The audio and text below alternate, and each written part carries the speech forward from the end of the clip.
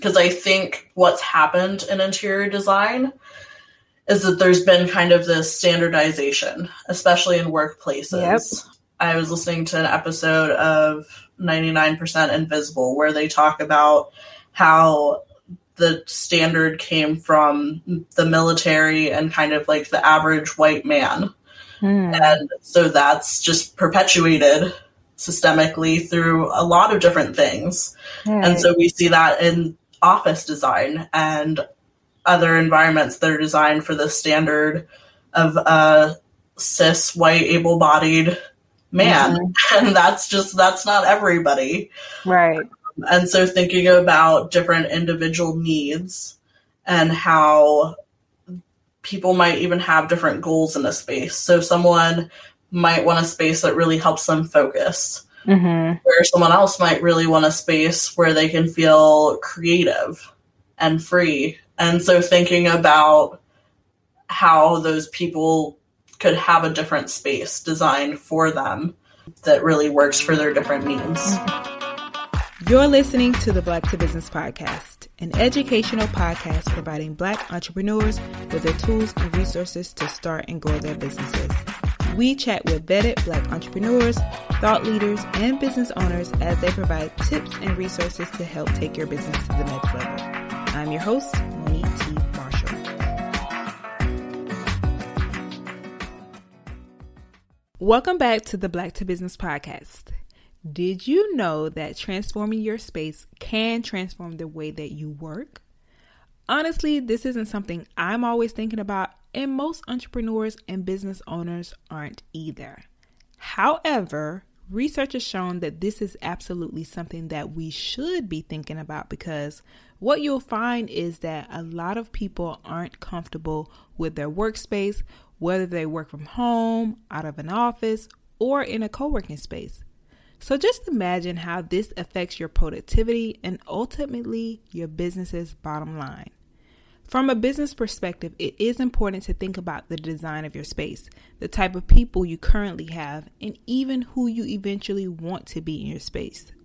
Today, we want to share with you some ways you can create a productive and human-centric workspace. A space where if you're working solo, it's productive and comfortable for you. And if you have a team, a space that really thinks about the human element and the person in the space. We're pleased to be joined by Creative Image Director and founder of Eden Environments, Elizabeth Byler. Elizabeth specializes in helping organizations and individuals create and use space to promote healing and well-being. They are certified in size-inclusive design and the Enneagram, two strategies that inform broader holistic approaches. They use their attention to detail and creative problem-solving skills to create inclusive and sustainable spaces. Y'all, when I tell you this is such an enlightening conversation, it truly was. We're diving into all the things to help you create a healthier interior, and the good thing is, Elizabeth is going to share some ways that you can do so using what you already have or some affordable options based on your budget. Let's dive in. Elizabeth, welcome to the Black to Business Podcast. So ready for today's conversation. So welcome to the show. Thank you so much. I'm really excited to be here. Yes. So before we dive in, I always do like to have my guests introduce themselves. So if you could just share your name, your business, and how did you get where you are today? Absolutely. So my name is Elizabeth Byler. I am the Creative Image Director for Eden Environments. How I got here, the long story might take too long. So the short story, I was working at a nonprofit out of college, and noticed that their decor was pretty outdated for what their mission and vision statement were, which was reaching children internationally. So I wanted kind of more a vibrant first impression that reflected kind of that youth and joy of working with children. Mm-hmm. So I renovated their office suite and really enjoyed the process and the outcome, and really just the way that it made me feel being in that space after it was renovated and that difference. So from there, I worked in business consulting, and while I was interviewing employees, heard feedback about how their environment was impacting them, and how the space wasn't working in the way they wanted it to. But as business consultants, that's not really something that we were focused on.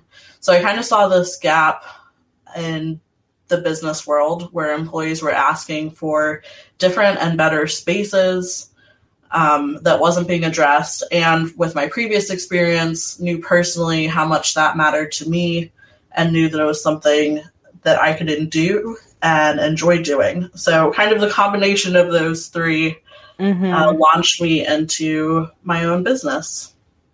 I love it. You know, who would think but someone who is so creative like you, that, you know, the space doesn't align with what the business's mission is. And that's something that most people, especially as business owners, don't think about. So I'm so glad to have you here to discuss this.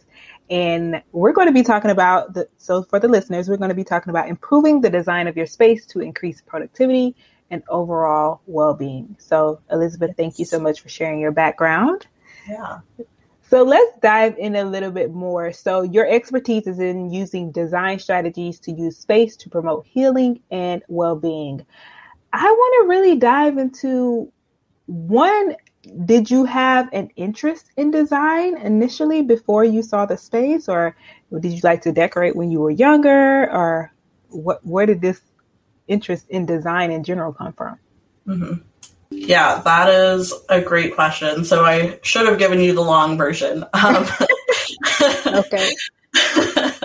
When I was younger, I'm the youngest of three. And so my chore for meal times was often setting the table. And I don't know what it was about it, but I ended up hating setting the table.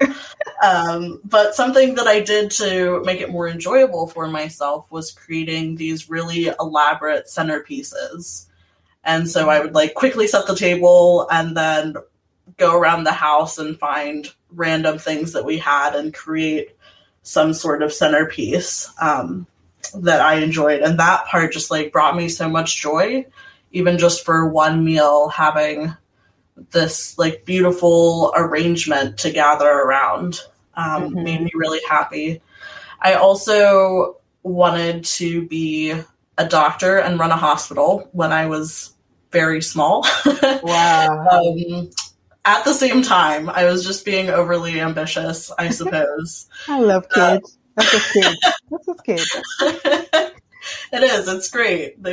We think we can do anything.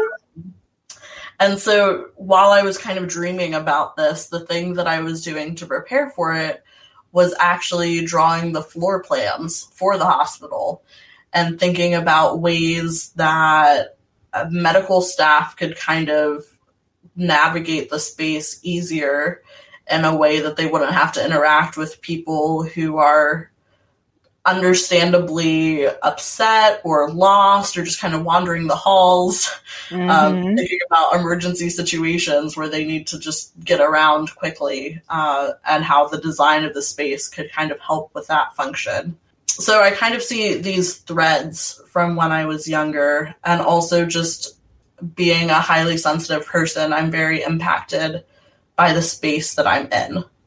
I feel temperature differences or bad lighting, or just, I'm very aware of the colors in the space, the different textures, kind of everything that's in the room at once. And I don't know that I was really encouraged in a creative pursuit. I was doing the centerpieces and my family was like, oh yeah, looks great. But it wasn't really you should really consider doing this. Right. They weren't necessarily discouraging it, but I don't think I saw it as an option really for where my life was going to go.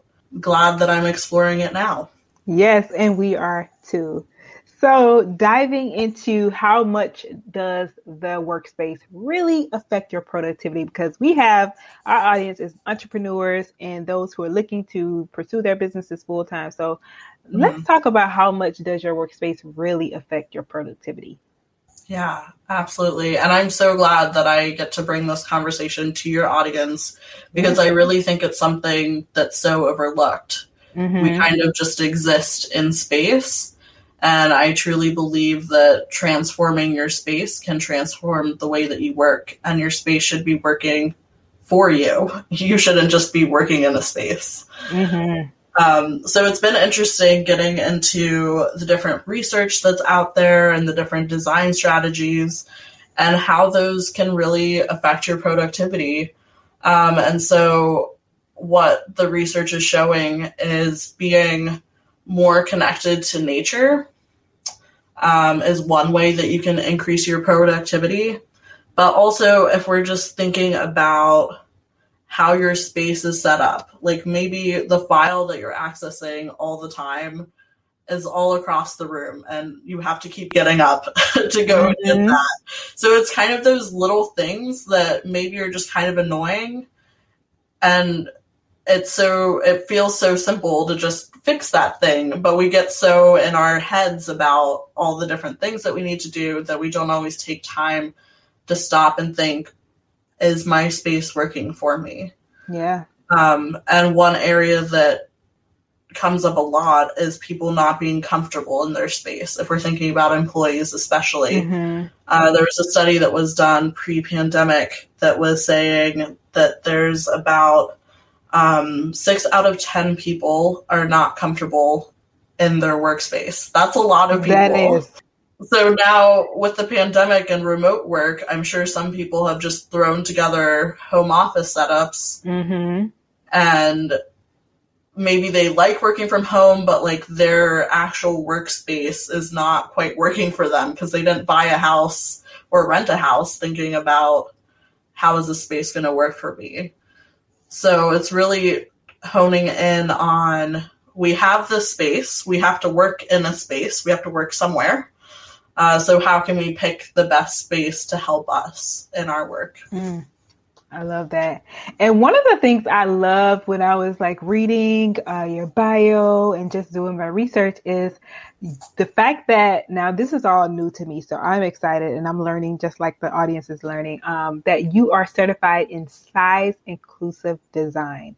Talk about what this means and how you are using attention to detail and creative problem solving skills to create inclusive and sustainable spaces.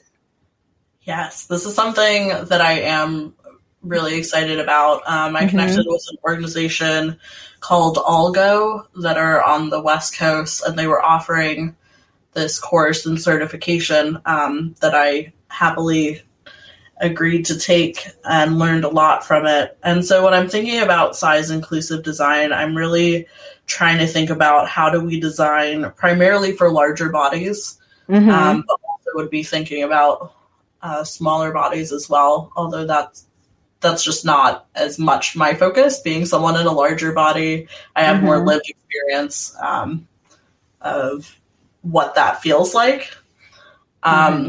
So I'm kind of thinking about some of my experiences when I would go to, let's say, a local coffee shop. I want to support them, and I enjoy coffee, but some of the cafe chairs are just so small, and the armchairs are like digging into my thighs, and that makes me not want to stay there for very long or go back. So from a business owner perspective, if you're using more size inclusive design strategies, you can have more people that feel comfortable in your establishment and want to go. Currently, I have a local coffee shop called Dear Globe here in Baltimore, Maryland, that does have really comfortable chairs that I feel like I can sit in for a while. So when someone asks me where I want to meet, I want to go to that coffee shop, you know? Yeah. So I think that from a business perspective, it is really important to think about the design of your space and the people that you want in that space, and considering, would this space work for someone in a larger body, or are the pathways too narrow that people can't get around? Maybe it makes people feel like you're on an airplane and you're just kind of like hitting everyone trying to get down the aisle, or is there adequate space for everyone to walk around? And something that I really like about, I would say, all of the strategies that I use is even if you don't have a larger body, why wouldn't you want to be more comfortable walking? Right. You know, like it's not just a strategy that only works for a small amount of people. It's something that when you use this, it really helps everyone feel better in that space. Yes. I like that. And, I was thinking really hard because I was somewhere the other day. I cannot remember where I was, but it was just like the chairs were really comfortable. And it was a place where you were waiting, but I didn't mind because I was surprised that the chairs were comfortable. And it's almost as if like sometimes when we go to, like you said, like the coffee shop, like even if I just go to like a Starbucks, I don't expect, and it's a bad thing to think, but I don't expect it to be comfortable. But now I'm like, I deserve better. So, you do. I deserve better. Now I'm going to be thinking about it like, it's not inclusive. Okay, got it.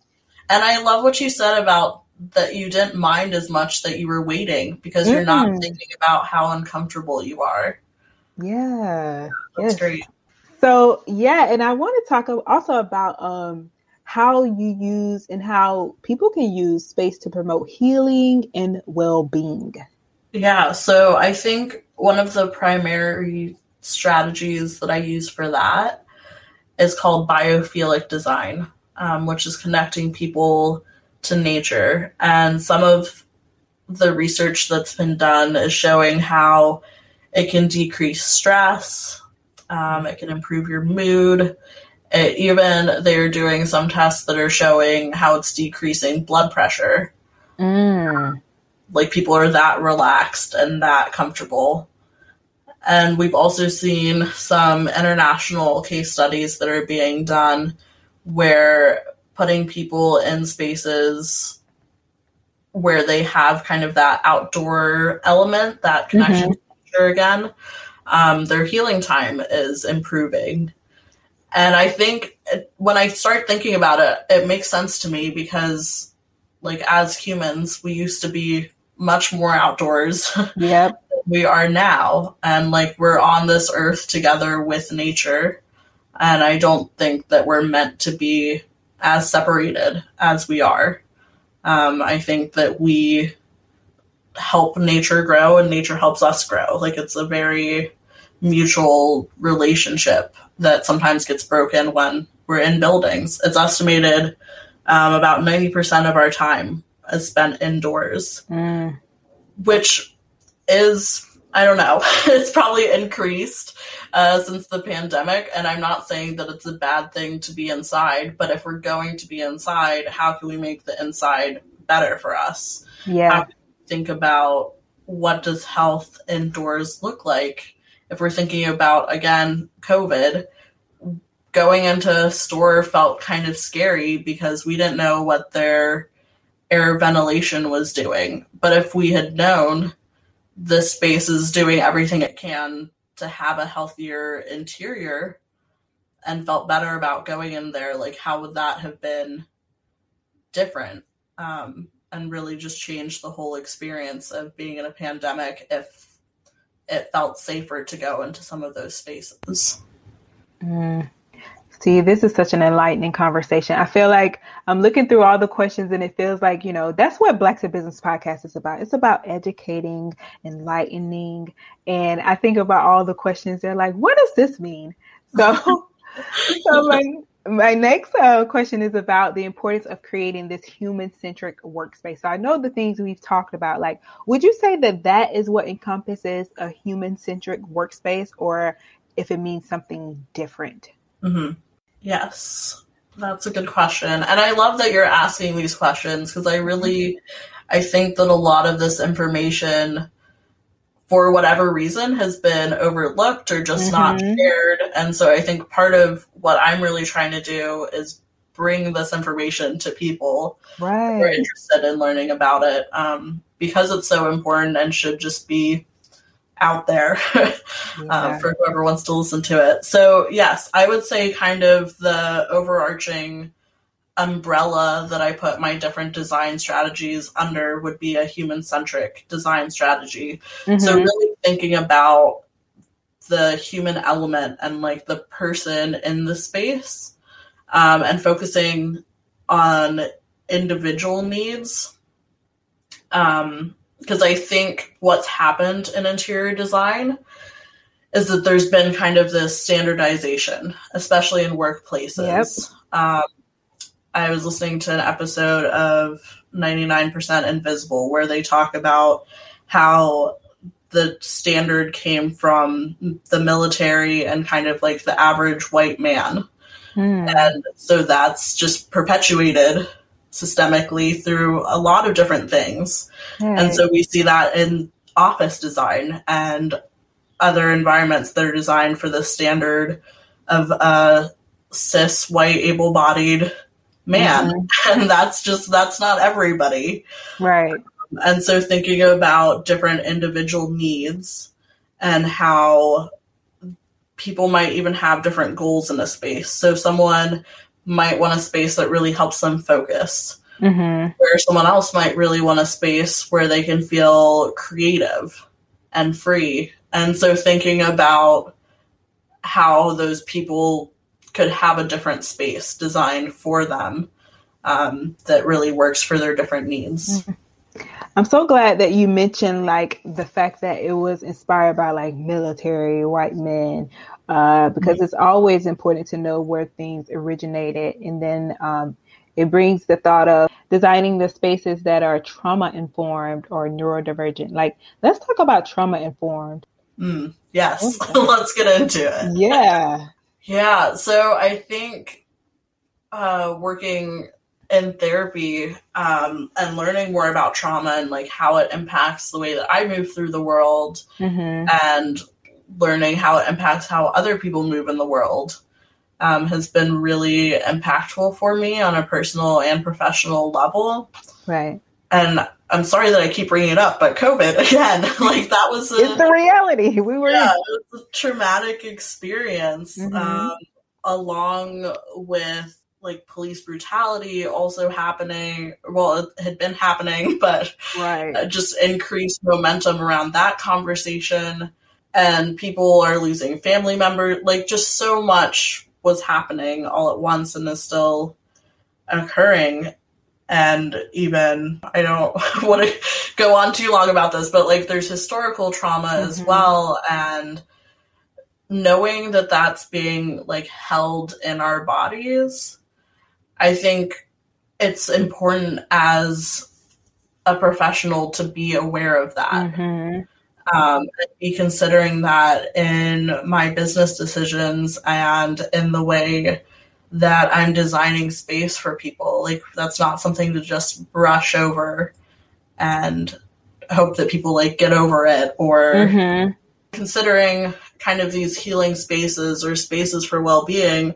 I'm also thinking about if someone is coming in, well, I'm from the perspective that everyone has trauma. And so thinking about how can I design this space in a way that makes them feel as safe as possible. And some ways that you can do that are having really clear exits in the space. So that when someone's in there, they're not feeling trapped or that there's no way out, but like, here's the clear in and out. Like something as simple as that can just be really helpful. Another thing that I consider when I'm arranging the seating and the layout of a space is you don't want people who are walking behind you. Because that's really stressful. You don't know who that person is. And for some people, this is would be far more triggering than for other people. But again, I think that these strategies can help everyone when you're considering how to make an environment feel relaxing and comfortable, and good for them. So those are just a few of the things that I'm considering when I'm thinking about trauma-informed design. You know, when you said trapped, I thought about like, I don't know if it's against the law, but I feel like it should be to have people working in spaces without windows. Like, I know people need that. I feel like it's needed. Like, if you can, especially in office space, I mean. Yes, that really does help a lot, because if you're not aware of what time of day it is. Like that messes with your circadian rhythm. Like your body feels that when you're not aware of the sun rising and setting. Right. It's disorienting and it messes with your sleep, and that can then mess with like other functions of your body. So yes, that is really important. Yeah, and we're already dealing with the current or more recent time change, so getting used to that. Yes. It's just crazy right now. Yeah, it always takes me, I feel like, a month or more to adjust to that. Yeah, it's just dark. So, I mean, I feel like I get up earlier, but of course, as a result, I'm sleeping earlier as well. So, right. Yeah. But this has truly been like, I've already learned so much. And I think the best thing is when we know better, we do better. So the way that we are encouraging people and we're setting the tone is that like we do business differently as Black entrepreneurs. We're deciding how we're going to be the change that we want to see. So this is so informative already. And which we've learned what all of these things mean. So now it's about time to implement. So people are thinking, okay, now I'm in the process of considering whether I want to work or selecting a workspace. So can you get some tips on things to consider when you're selecting a workspace, whether it be home office, co-working spaces, or just office space options? I know that's a lot. I would say in any of those spaces, the first step is to really consider how you work best. Like the person who's looking, what do you need to be at your best in a workspace? Because I think there is kind of this perception that maybe like you have to have an office in this certain way. But some people really work well in a variety of spaces. Like they enjoy going to their coffee shop or working in the park, or I don't know, just the variety is good for them. Some people love working from home because the distraction of other people is hard for them. Like it just takes too much energy out of their day. Some people can't really work at home because there are too many distractions at home, and they really like being around other people, and maybe a co-working space would be good for them if they can't go into more of like a corporate office. So I think that's something that's not often stopped to consider. Like usually I've seen people just kind of be like, I have to get an office. And not taking that first step to take inventory of what do they need. And so then after that, I would say, what do the people that you're working with need? If you're the boss, like what do your employees, how do they want to work? There's been a lot of discussion, like back to office or work from home. And I think the companies that I've seen getting the most positive feedback are the ones who ask their employees, what do you want? Right. And that's so important because you need that employee buy-in, and you need, I think, like good reason for either option. Yeah, so I would say that those are kind of the first steps to think about. If you have a business that has people coming in and visiting you and clients that you're meeting with, then I think it makes more sense to have that physical office space where you can do that at. For my business, I'm often going to my clients, so I don't feel the need right now to have an office space because people wouldn't really be coming to me, and I like working from home. Yeah. So I think those are some of the things that I would think about. Obviously, the cost is a huge thing in there, but along with that cost, I really would encourage people to consider the design of the space as well, and not minimizing that, and thinking of it as an investment along with the space, because you can have someone come in and help you have that optimal design and have that more productive space that then gives you back your investment over the years that you're there. So I hope that's what people are hearing, is that your space really matters. And if you're moving in that direction, like really take the time to consider how you can have the optimal space for yourself. Yes, certainly. And now I want to explore the different types of workspaces. So let's talk about the differences between a flexible workspace and an open workspace. And do you think either is better? I do think one is better than the other one. Okay. So it's been interesting to kind of see and learn more about how offices have kind of evolved. Mm-hmm. I think what I call the cubicle farm is also not fun, where it's just like the gray cubicle walls everywhere. And you can still kind of hear people, but you can't see them. Like, it's just an odd situation. Personally, I would not do very well in an open office environment. I think that it sounds very stressful. And like it would be hard to focus. That lack of privacy, again, like kind of feels like a lack of safety in some ways to me. I know that some people do enjoy that, and so I think that's why I would lean towards the flexible workspace being a little bit better, and having a variety of options for people. And so the people who do like sitting at a long table with their friends can have that space. And the people who do better having some sort of enclosure type aspect could also have that, which I know can be hard for employers to find. Like when I'm talking about this, I can also, as a business owner, like understand how all of this just sounds like a lot of money. And so again, just want to reiterate, when your employees are comfortable and happy and healthier, they're more likely to stay with the company for longer. There will probably be less sick days, lower healthcare costs.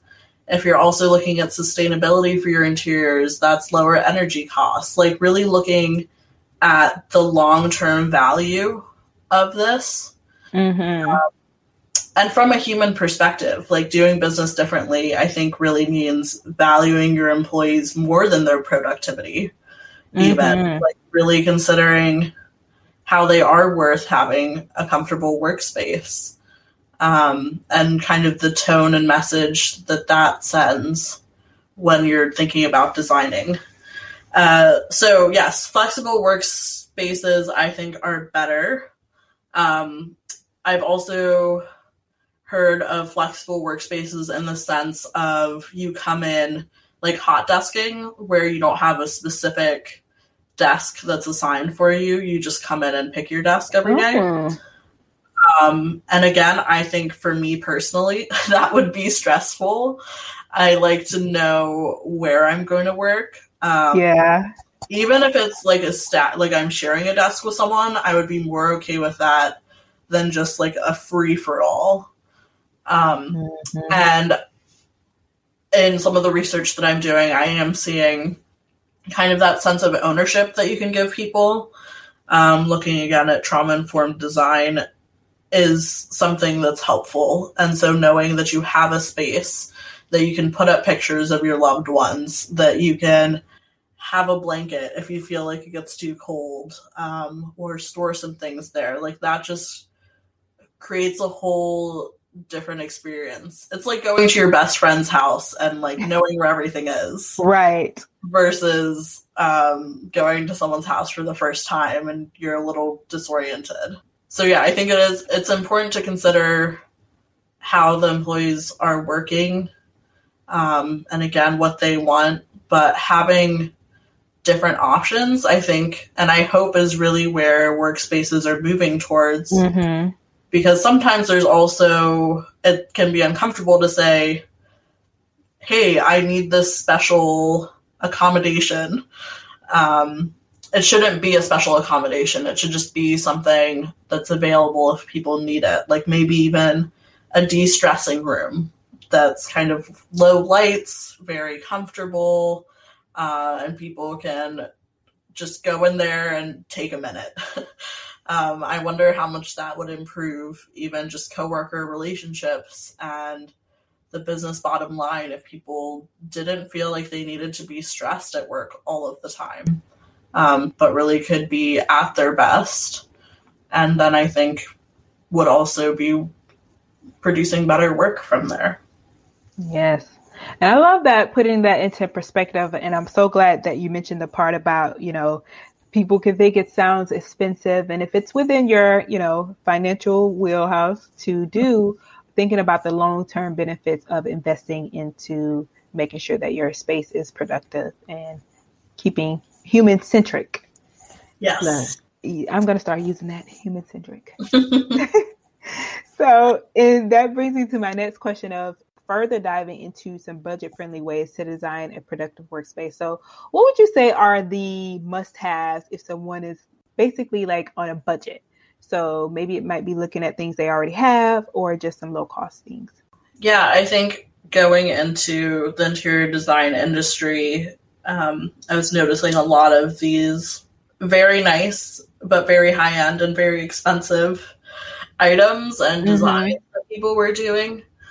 So I think it is important for everybody to know, like, this is something you can do on a budget and does not need to be the most expensive thing ever. So set a budget of how much you want to spend. And the first step, I always encourage people to evaluate their space and the way that they work.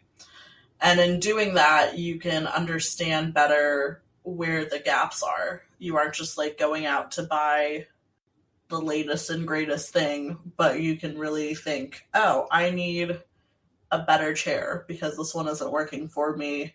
And the lighting is like a little off. And so maybe I could get a lamp.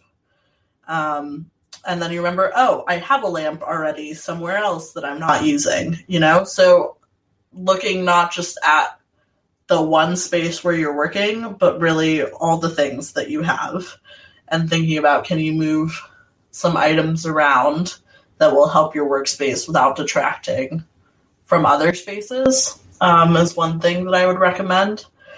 I also like to say my first project that I did with a nonprofit where I was working, I petitioned the landlord to let us get a tenant fit out allowance. So sometimes when you're renting a space, when you move in or when you've been there for a while, you can sometimes ask for a tenant fit out allowance. And this allowed us to replace the flooring and paint the walls. And because they were a nonprofit, I also sent out an appeal for donations that we needed, some financial, some like physical objects.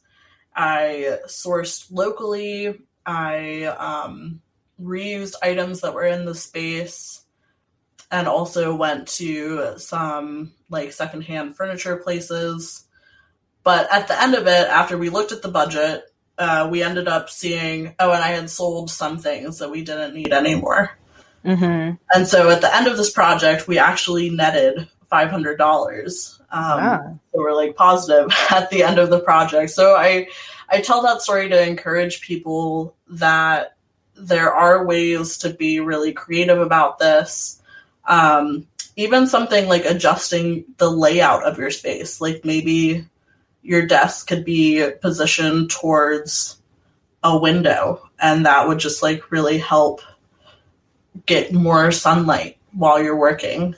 Or I put up pictures of friends and family kind of behind my computer so that I'm not always just looking at my computer, but it reminds me to like look up and beyond my computer, which helps with eye strain.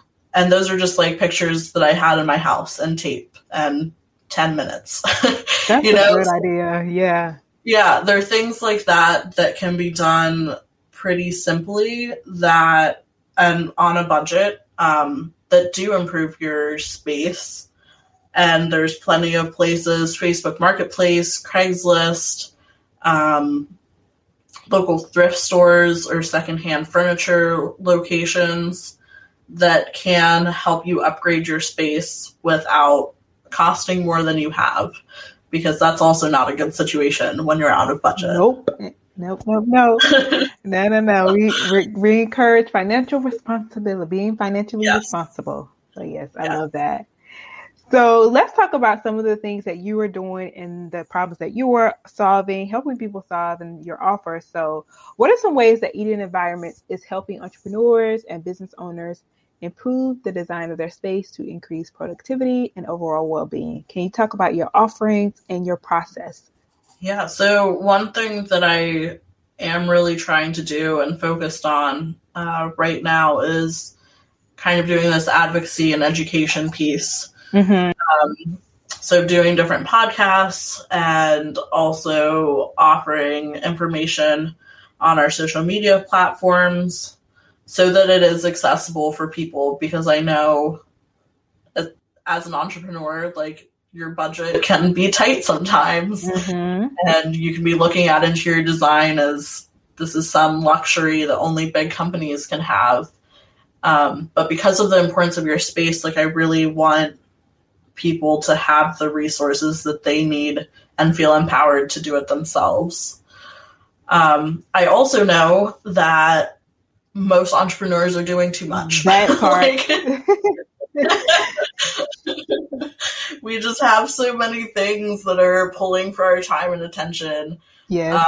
And so I'm happy to partner with people in ways that are helpful and give them some of that time back while creating a productive workspace for them.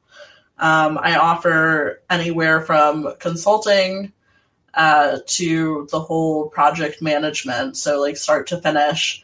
And the reason that I do that, again, is for accessibility. If someone can only afford an hour or two of my time, I want to be able to offer that and really just have like an intense brainstorm session with them and give them the tools that they need to then finish the project. But if someone has maybe more of a budget, then I'm happy to help get rid of a lot of the headaches that can come and probably will come when you're doing a larger renovation project. So really kind of that spectrum with customizable options along the way. My website, edenenvironments.org, has the services list, and I'm happy to talk to people about what their specific needs are, because every space is different, just like humans are different. So I enjoy offering that flexibility as well. Well, Elizabeth, this has been amazing. And I want to know, like, as an entrepreneur, as a business owner, like for you, what are some of the ways or tools that you use to stay organized and just stay sane in business? Yes. Stay organized and sane in business. So some of the resources that I have really enjoyed and have been helpful for me, I would say books have been really helpful, and the local library, like getting them for free, and just the wealth of knowledge that is out there and being able to learn from other people and digging into kind of the research around design strategies has been really good. I'm sure people have already talked about Canva before for some of the like quick social media post designs that I use. Yes. I also like Asana as a project management tool, and do a lot in Google Docs and spreadsheets and things like that, just because it's so simple to share with people. I think that is something that's been really helpful. And another resource that I wish I would have used earlier has actually been working with someone in PR and kind of learning that side of things. So I started working with a company called PR This and That, which is based in Philadelphia, Pennsylvania, but does provide service anywhere. And that has just been so beneficial, and I think something that I wish I would have known earlier on. I think that marketing and sales gets talked about a lot, but not how to do more of the like public relations and writing articles and blog posts and things like that. So I've really been enjoying learning more about that and having some guidance in that aspect. Love it. And we'll definitely be sure to put those resources in the show notes. So yes. So Elizabeth, for you, what has been the best risk that you've taken? Ooh, the best risk that I've taken. I feel like this year I really bet on myself. I don't know if that's too general, but yeah, that's good. I applied for a loan. I'd been feeling pretty stressed about finances and trying to figure out what to do if I get another like part-time job while I'm still trying to build things. And I decided if I'm willing to ask other people for money, like why am I not also willing to take that risk myself? So applied for a loan, got it, and still feel good about that decision. Love it. Yeah. I love it. I love it. Ben, know yourself. And what does it mean to you to be Black in business? I think for me, it's part of what keeps me grounded and focused, and knowing kind of who I'm doing this for. Right. You know, like understanding that I'm not trying to be every other white interior designer out there. The times that I have kind of doubted myself that I'm not in the same place, knowing that I'm not the same person and that I have a different audience and a different reason for being here, and that other design firms can talk about DII or DEI, sorry, for like as long as they want, but don't have the same lived experience that I do. And I think that that's really important, like building things with Black people, not just for Black people. Yeah, and I've tried to be really intentional about sourcing from Black companies, working with Black contractors when I can. And yeah, so like spreading the opportunity when I get a project, like how can this also benefit other people? Yeah. That's beautiful. I love it. I love it.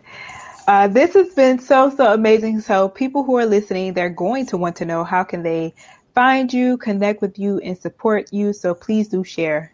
Yes, I love having conversations with people. So definitely anyone listening to this that wants to hear more, feel free to reach out. My website, EdenEnvironments.org. Also Eden Environments on Instagram, LinkedIn, and Facebook. And then Interiors by Eden on Twitter and TikTok. Yeah, I'd love to have more conversations with people. Amazing. Elizabeth, again, thank you so much for being on the show, but also providing so much value, insight, and really breaking it down for us. So we appreciate the work that you're doing. Keep doing it because, like you said, people need to know about this. I'll be honest and say this is something that a lot of people, and myself included, don't think about. But now I got a different perspective, and I think you have a problem now because now I'm going to expect better when I go out here. You should expect better. You deserve better. I deserve better. Love it. Thank you.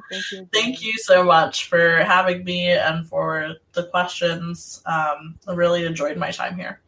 Amazing, amazing, amazing. First of all, do y'all see the material? I told y'all we are not playing over here at Black to Business. We are serious and intentional about bringing you amazing Black business owners like Elizabeth who are showing you a different way to think about business. Elizabeth is certified in size-inclusive design and over here teaching us about biophilic and human-centered design. Never heard of it before. Now I know and will definitely be using it. I just love being Black in business. We are so amazing. I also love how they share tips for thinking and caring about the small details and how environments do matter. Now you should think about the fact that you deserve better, even if you're working out of a local coffee shop. What's the mood? How do you feel? How do the chairs feel? And am I comfortable? This has been so amazing, and it's truly such a fun and insightful conversation. You may check out all the resources mentioned and learn more about Elizabeth by visiting blacktobusiness.com/123. Thank you so much for listening, and we're so glad you chose us to be a part of your entrepreneurial journey. Chat with you next week, same time, same place.